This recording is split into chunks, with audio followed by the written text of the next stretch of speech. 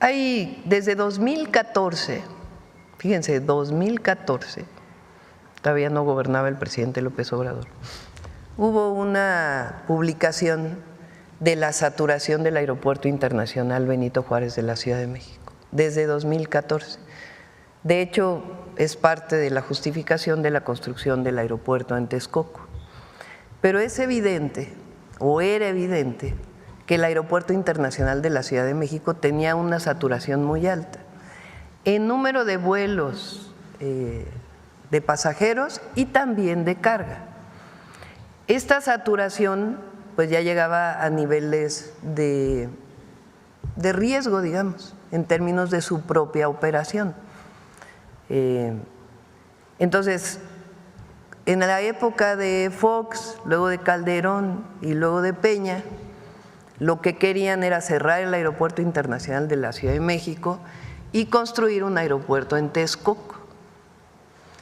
Cuando llega el presidente López Obrador, bueno, desde que fue jefe de gobierno, a mí me tocó porque fui secretaria de Medio Ambiente, nos opusimos a que se cerrara el Aeropuerto Internacional de la Ciudad de México y se construyera el aeropuerto en Texcoco.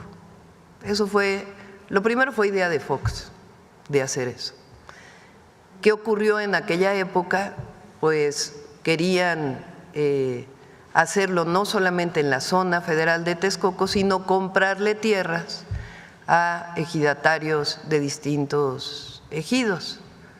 En el caso de Atenco se manifestaron en contra una buena parte de los ejidatarios y posteriormente cuando llega Peña al gobierno del Estado de México viene una represión muy cruenta, en realidad porque querían que se hiciera el aeropuerto en Texcoco, incluso en terrenos ejidales. Llegó a ofrecerse el metro cuadrado en 7 pesos en aquella época. El entonces jefe de gobierno, Andrés Manuel López Obrador, y quienes participábamos en su gabinete, era yo secretaria de Medio Ambiente, dimos los argumentos de por qué un aeropuerto en Texcoco no era una buena idea. Científicos, argumentos científicos, que tienen que ver con el tipo de suelo, un suelo arcilloso, con hundimientos por la sobreexplotación del acuífero en esa zona y un suelo arcilloso que tiene muchísimos problemas para poder construir ahí las pistas. Un suelo arcilloso es barro. El barro cuando se seca pues es como polvo y cuando se humedece pues es como una plastilina y entonces aumenta su volumen y disminuye cuando se seca.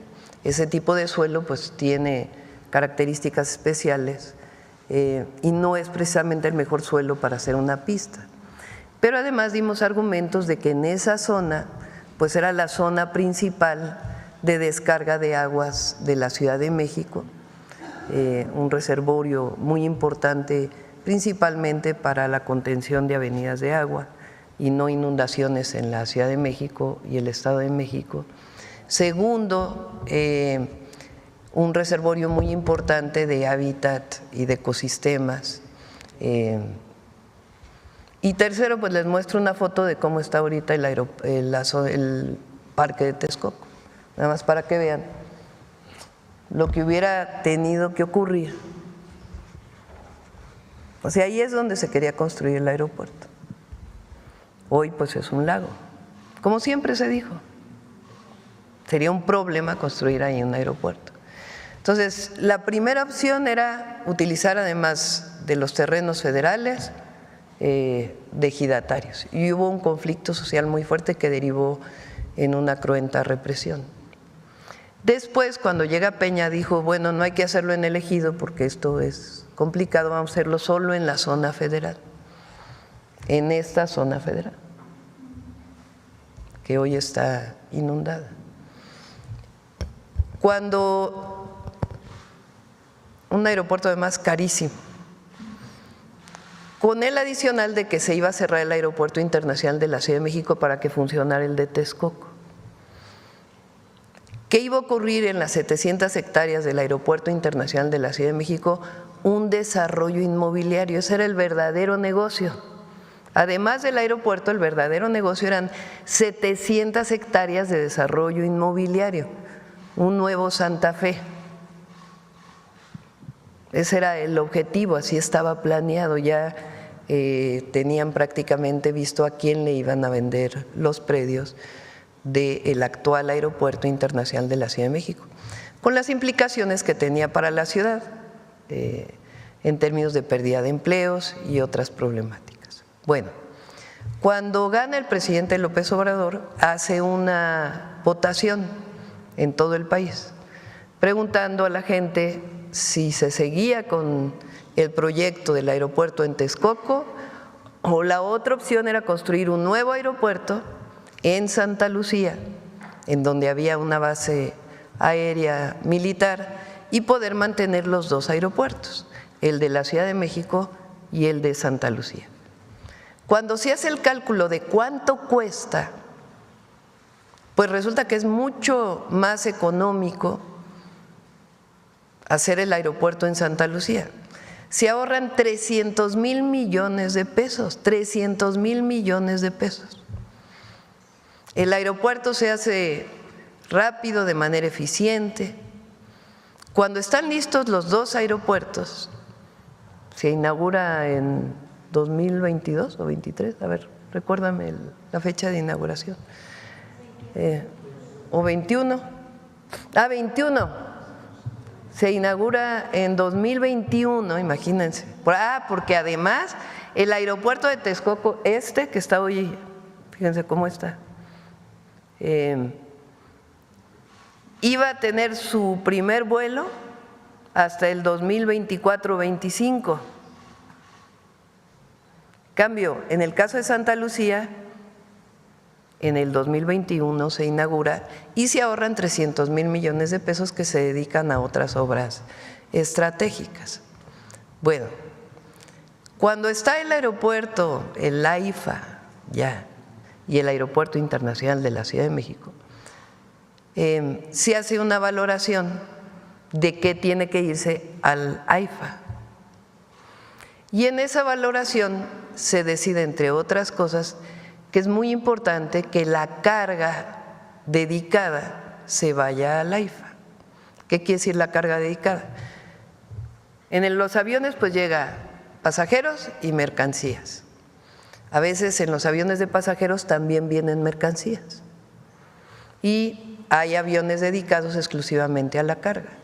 Entonces se toma la decisión a partir de un estudio, de una revisión técnica, de que la carga se vaya al AIFA y además que se reduzca el número de vuelos en el Aeropuerto Internacional de la Ciudad de México. Pues ese era el objetivo de construir un nuevo aeropuerto, que disminuya la saturación del de la ciudad para que se fuera al de Santa Lucía, hoy Aeropuerto Internacional Felipe Ángeles. Entonces se toman decisiones con base en estudios técnicos, decisiones soberanas, y se avisa a las empresas de carga. Por ejemplo, DHL es la primera que se va, el primer vuelo de carga que llega al Aeropuerto Internacional Felipe Ángeles, y después otras empresas. Allá tiene que instalarse pues todas las aduanas, los recintos fiscales, porque todo eso es necesario, es parte de la normatividad para la llegada de carga que viene de otros países. Bueno, algunas empresas de Estados Unidos se quejan en aquel momento de que es poco tiempo el que les avisaron para trasladarse. Algunas, la mayoría dice mucho mejor no haber tanto tráfico para sacar la carga, podemos desde el AIFA dirigirnos a otras zonas que no son directamente la Ciudad de México. Entonces hay algunas empresas que dicen fue muy poco tiempo de aviso.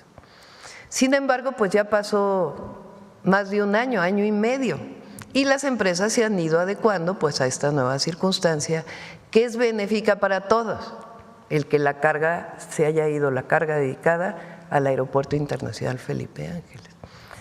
Para cualquier duda, cualquier aclaración con las empresas, pues hay mesas de trabajo con tanto la Secretaría de Infraestructura, Comunicaciones y Transportes como con Defensa, que es quien opera el Aeropuerto Felipe Ángeles, como con la Marina, que es quien opera el Aeropuerto Internacional de la Ciudad de México.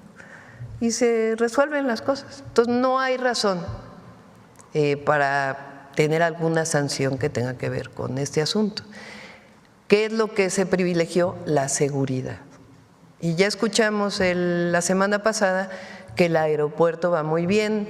Este diciembre recibe nuevos vuelos internacionales, está funcionando muy bien y la carga también está funcionando muy bien. Se están fortaleciendo los recintos fiscales, las aduanas, para que todavía sea mucho más eficiente la salida de carga. Y se va a estar en comunicación, no hay razón alguna para que tenga que haber una sanción. Y la decisión de hacer el aeropuerto en Santa Lucía, pues fue una muy buena decisión. Si no, imagínense qué hubiera pasado si se hubiera seguido con el aeropuerto en Texcoco.